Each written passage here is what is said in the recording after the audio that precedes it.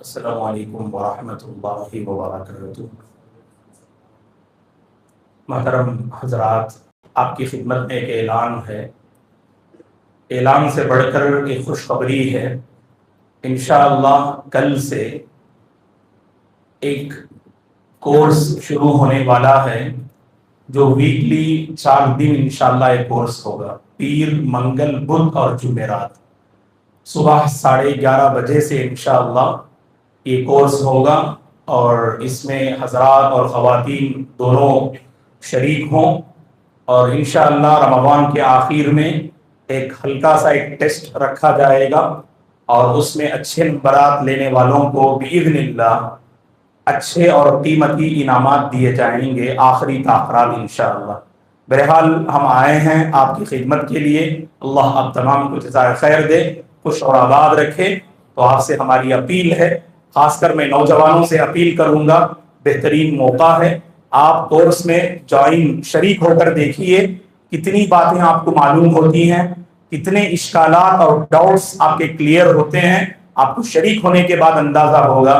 میں اس لیے تمام سے بالعموم اور نوجوانوں سے بالخصوص ہم یہ درخواست اور ریکویسٹ کرتے ہیں کہ اس کورس کا حصہ بنیں۔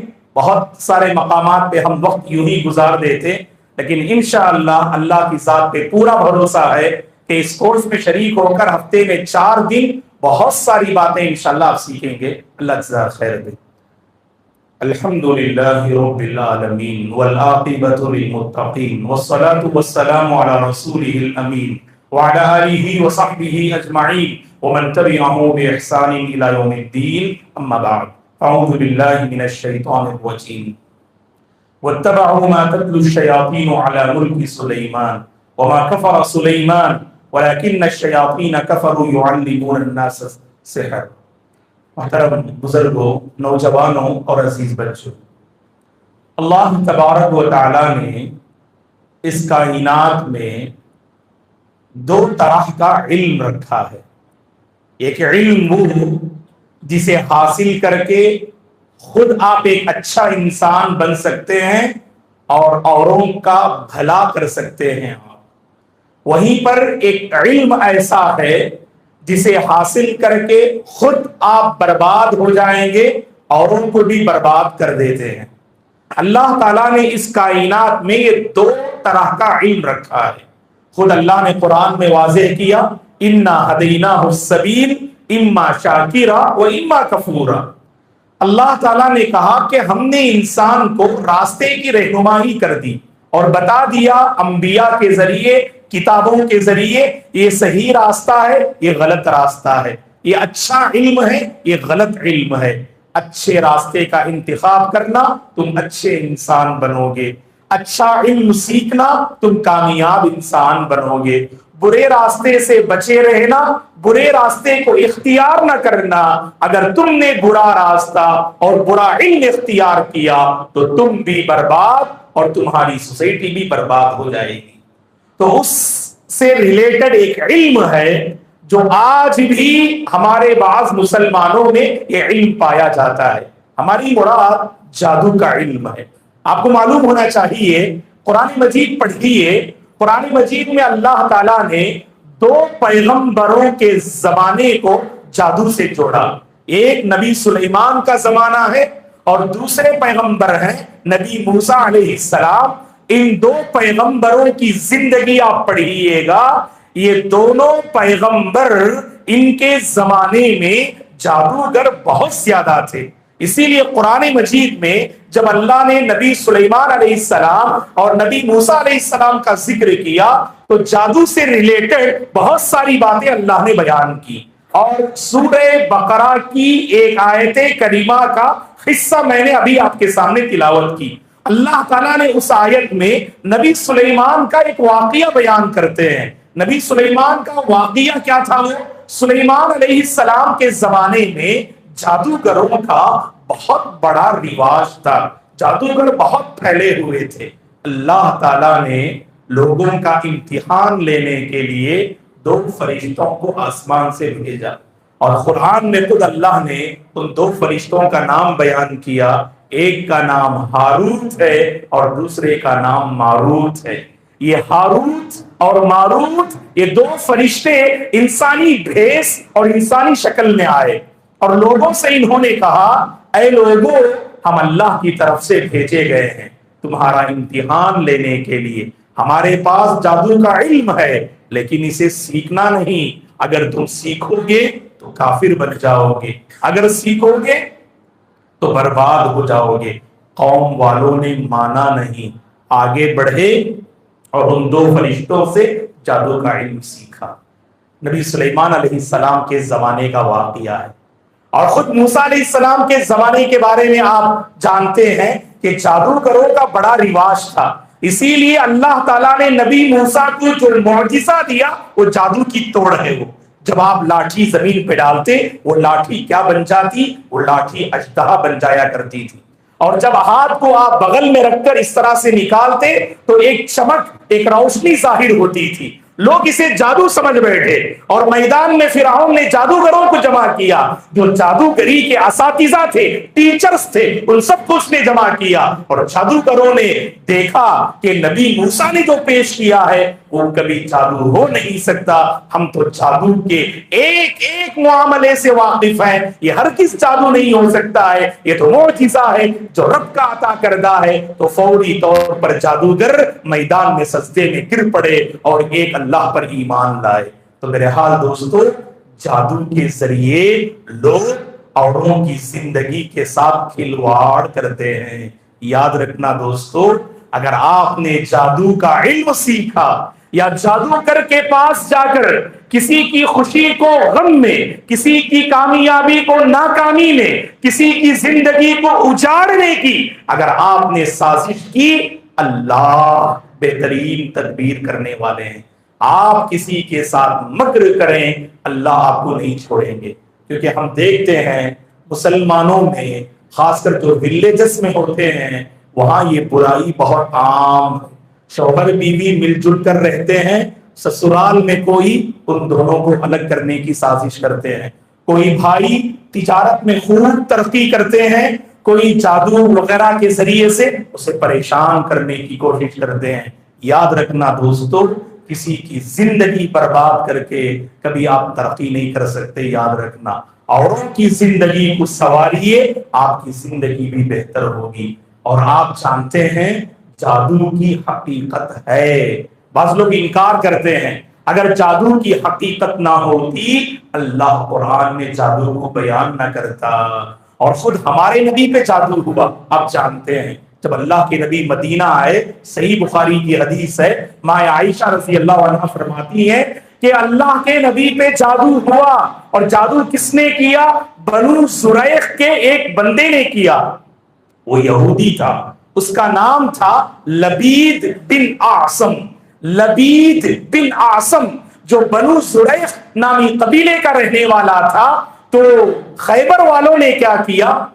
صلح حدیبیہ کے بعد سن 7 ہجری کے بعد لبید کا انتخاب کیا اور کہا کہ اس محمد نے ہمیں مدینے سے نکالا ہے، لہذا محمد کو پریشان کرنا تو تم ان پہ جادو کرو۔ تو ایک یہودی غلام تھا جو اللہ کے نبی کی خدمت کیا کرتا تھا، کسی طرح لبید نے کیا کیا؟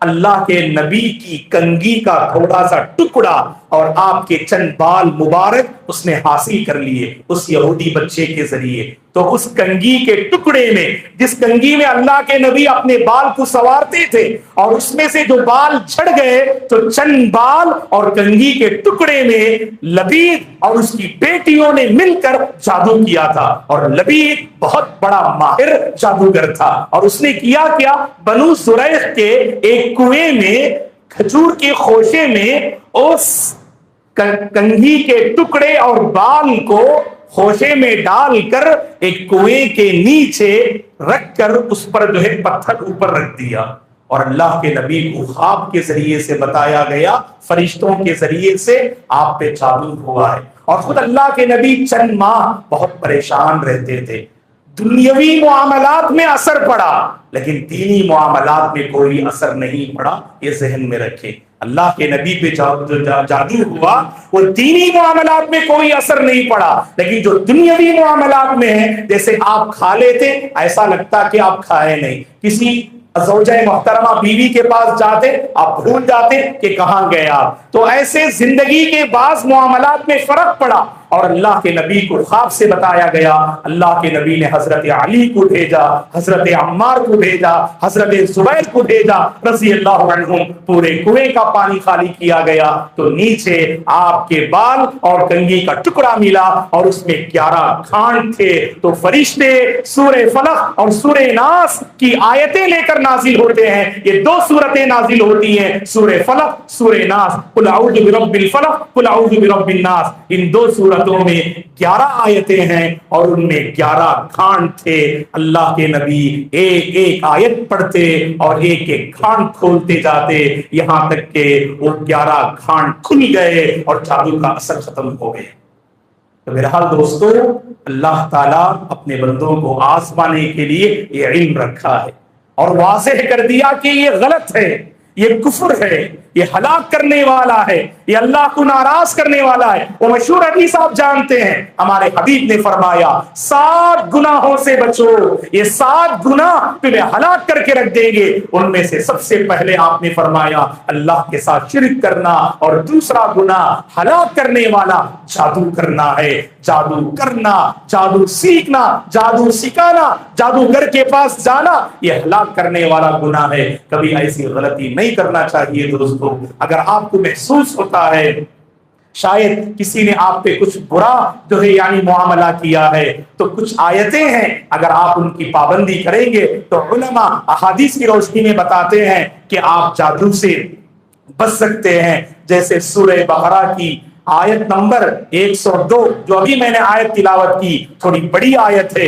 اگر وہ پڑھیں گے تو انشاءاللہ ایک افاقہ آپ پائیں گے. اسی طرح سے سورہ اعراف آیت نمبر 117 سے 120 پر 2 تک اگر آپ پڑھیں گے تو انشاءاللہ جادو کا اثر ختم ہوگا. اور سورہ یونس آیت نمبر 70 پر 6 سے 80 پر 2 تک اگر آپ پڑھیں گے سورہ یونس, انشاءاللہ ان سے بھی آپ اپنے اندر ایک راحت محسوس کریں گے. سورہ فلق ہے اور سورہ ناس ہے. اور سب سے بڑھ کے دوستو یہ غور سے سنیے گا, غور سے سنیے گا, ہم اگر صبح اور شام کے اذکار کی پابندی کرتے ہیں دنیا کی کوئی بری طاقت ہمیں برباد نہیں کر سکتی. بلکہ آپ گھر سے باہر نکلتے ہیں, باہر بڑی پریشانیاں ہیں دوستو, بڑی پریشانیاں ہیں باہر. آپ بچنا چاہتے ہیں, آپ کا بزنس, آپ کی تجارت, آپ کا کاروبار, آپ کا مال, آپ کی جائیداد, آپ کی سواری, آپ کے بچے سب محفوظ رہیں. اگر آپ چاہتے ہیں اذکار کی پابندی کرنا, اذکار کی پابندی کرنا. لوگ پریشان رہتے, مولانا مجھے ایسا لگتا ہے کہ کسی کی نظر لگ گئی, کیونکہ بعض لوگ بہت جلد دوسروں کی نظر میں آ جاتے ہیں. تو ایسے لوگ کیا کرنا, صبح و شام کے اذکار پڑھیے, ان میں خاص ذکر ہے, کبھی یہ چھوڑنا نہیں. آپ صبح میں 3 مرتبہ, شام میں 3 مرتبہ, بالکل صحیح حدیث سے ثابت ہے. دوستو کبھی یہ ذکر مت چھوڑیے, جب بھی صبح ہوگی اس ذکر سے کرو, شام ہوگی اس ذکر سے کرو. اللہ کی ذات پہ بھروسہ رکھو, دنیا کی کوئی طاقت آپ کو کچھ نہیں بگاڑ سکتی. وہ کیا ذکر ہے, اور معروف ذکر ہے, بسم اللہ الذی لا يضر مع اسمه شيء في الارض ولا في السماء وهو السميع العليم. 3 مرتبہ پڑھیے, بہت چھوٹا سا ذکر ہے, بسم اللہ الذی لا يضر مع اسمه شيء في الارض ولا في السماء وهو السميع العليم. اور ہمارے حبیب نے فرمایا جو صبح میں 3 مرتبہ پڑھے گا, شام میں 3 مرتبہ پڑھے گا, دنیا کی کوئی بری طاقت اس کے قریب بھی نہیں بھٹکے گی. نہ جادو کا اثر ہوگا, نہ بری نظر لگے گی, نہ جنات کا اثر ہوگا. اللہ کے حفظ و امان میں آ جائیں گے آپ. اور صحیح بخاری کی ایک اور حدیث ہے, صحیح بخاری کی حدیث ہے, جو بندہ صبح میں 7 عدد اجوا کھجور کھائے گا اسے اس دن 2 نقصان نہیں ہوگا. صحیح بخاری کی حدیث ہے, من تصبح کل یوم 7 تمرات عجوا لم یضرہ فی ذلک اليوم سم ولا سحر. صحیح بخاری کی حدیث ہے, جو بندہ روزانہ صبح کے وقت 7 عدد اجوا کھجور کھائے گا, ہمارے نبی نے فرمایا نہ اس دن اسے کوئی زہر کا اثر ہوگا اور نہ جادو کا اثر ہوگا. تو یہ بھی ایک نسخہ ہے کہ 7 عدد اجوا کھجور کھانے سے اسلاف نے لکھا ہے کہ ان کو اس دن کوئی پریشانی نہیں ہوئی. لیکن ہر کوئی اجوا کھجور خرید نہیں سکتا ہے، کچھ مہنگے ہوتے ہیں کھجور یہ، اسی لیے آپ اذکار کی پابندی کیجئے گا. میں تو ہر نوجوان سے کہوں گا، ہر موبائل استعمال کرنے والے سے کہوں گا، آپ کے موبائل میں صبح و شام کے اذکار ہونا، صبح و شام کے اذکار ہونا، بلکہ مسجد میں بھی ہونا چاہیے. آپ پتہ نہیں کہاں آپ جو ہے اس کو لا سکتے ہیں، ذمہ داران دیکھیے گا. ضروری ہے دوستو، روزانہ اگر آپ صبح و شام کے اذکار پڑھیں گے نا، اللہ کی قسم بہت ضروری ہے. ایک بڑا پرابلم کیا ہے معلوم؟ آپ اگر ترقی کر رہے ہیں، ہمارے بھائی سن کر ماشاء اللہ زبان سے نکالتے نہیں. دیکھو آپ آج ہماری زبانوں سے ماشاء اللہ کو چھین لیا گیا ہے. لوگ نظر ڈال دیتے ہیں آپ کی ترقی کو دیکھ کر، آپ کی خوشی کو دیکھ کر، آپ کی ہنسی کو دیکھ کر لوگ برداشت نہیں کرتے. اور یہ ثابت ہے العین حق کہ نظر لگتی ہے، نظر پر حق ہے، اس سے بچنا بھی چاہیے. ہاں مجھے کوئی کچھ نہیں کر سکتا ہے، یہ بالکل مناسب نہیں ہے. یہ آپ بچنے کی تدابیر اختیار کیجئے گا تو ماشاء اللہ تبارک اللہ، سامنے والے نے اگر کہہ دیا تو آپ کی زندگی سیف ہو جائے گی. اور اس سے بڑھ کر کیا ہے، آپ خود اپنی زندگی کو بچا لیجئے گا. تو اذکار کی پابندی کرنا، اور بہترین موقع ہے رمضان. اگر آپ نے کوشش کی نا، صبح اور شام کے اذکار آپ بیعت بالکل یاد کر لے سکتے ہیں انشاءاللہ. بلکہ ہمارے نوجوان جو بیٹھے ہیں، جن کا ذہن ساتھ دیتا ہے، ہاں بعض عمر والے ہیں اللہ سلامت رکھے، یاد کرنا چاہیں تو بھی یاد نہیں کر سکتے، صرف دیکھ کر پڑھ لیں آپ. لیکن نوجوانوں سے میں کہوں گا ہمیشہ دیکھ کر پڑھنا آپ کے بس کی بات نہیں، جلد یاد کر لیجئے گا. رمضان ختم ہونے سے پہلے صبح اور شام کے اذکار یاد ہو جانا. بلکہ اگر کوئی نوجوان تاخ راتوں میں مولانا میں صبح اور شام کے اذکار سنانا چاہتا ہوں، ہم امید کرتے ہیں کہ موقع دیں گے انشاءاللہ. کیونکہ کبھی کبھار مائک لے کر پریشان رہتے ہیں ہم، بھائی کوئی آئیے قرات پڑھیے، کوئی کچھ کیجئے. انشاءاللہ اگر آپ یاد کیے نا، آپ کی ضرور ہمت افزائی ہوگی. آپ آئیے گا، لوگوں کے سامنے سنائیے گا، آپ کو دیکھ کر 10 لوگ تیار ہوں گے انشاءاللہ، ہے کہ نہیں؟ تو یہ ارادہ کر کے اٹھو، ہم صبح اور شام کے اذکار کی پابندی کریں گے اور انہیں یاد کریں گے انشاءاللہ. بہرحال اللہ سے ہم دعا کرتے ہیں اللہ تعالی ہر بری بلا سے ہم سب کی حفاظت فرمائے. جادو، بری نظر، جنات کے اثرات، ہر قسم کی پریشانی سے اللہ ہم سب کی حفاظت فرمائے. ہمارے گھروں کی حفاظت فرمائے، ہمارے بچوں کی حفاظت فرمائے، ہماری تجارت اور کاروبار کی حفاظت فرمائے. اللہ ہم سب کو خوشحال رکھے، ایمان پر باقی رکھے، ہر نعمت اور خیر سے اللہ مالا مال فرمائے. رمضان کی ہر برکت سے اللہ ہم سب کو نوازے، اور زندگی میں ہم میں سے جو کوئی جس فیلڈ میں بھی پریشان ہے اللہ ہر پریشانی کو دور فرمائے. کوئی مال کو لے کر پریشان ہے اللہ اس کی مالی پریشانی کو دور فرمائے. کوئی اپنی طبیعت اور صحت کو لے کر پریشان ہے اللہ شفا عاجلہ اور کاملہ نصیب فرمائے. کوئی اپنے بچوں کو لے کر پریشان ہے اللہ ہمارے بچوں کو فرما بردار بنا دے. کوئی اپنے گھر کو لے کر پریشان ہے تو اللہ ہمارے گھروں میں برکتوں کے دروازے کھول دے. اگر کوئی اپنی عورت کو لے کر پریشان ہے اللہ تعالی ہماری عورتوں کو دیندار بنا دے، فرما بردار بنا دے، نیک بنا دے. اور کوئی باہر کی زندگی میں دوست و احباب کو لے کر پریشان ہے اللہ ہمیں اچھی دوستی نصیب فرمائے، اچھے دوستوں کا سرکل ہمیں نصیب فرمائے. اللہ ہر پریشانی سے ہم سب کو محفوظ رکھے. دنیا میں جہاں کہیں لوگ پریشان حال ہیں اللہ سب پر رحم کے فیصلے فرمائے، امن کے فیصلے فرمائے، صحت و عافیت کے فیصلے فرمائے. اللہ ہم سب کو ایمان پر باقی رکھے اور ایمان پر خاتمہ نصیب فرمائے. آمین. اقول قولی هذا واستغفر الله لي ولكم ولسائر المسلمين من كل ذنب فاستغفروه انه هو الغفور الرحيم. سبحانك اللهم وبحمدك اشهد ان لا اله الا انت استغفرك واتوب اليك. السلام علیکم ورحمۃ اللہ.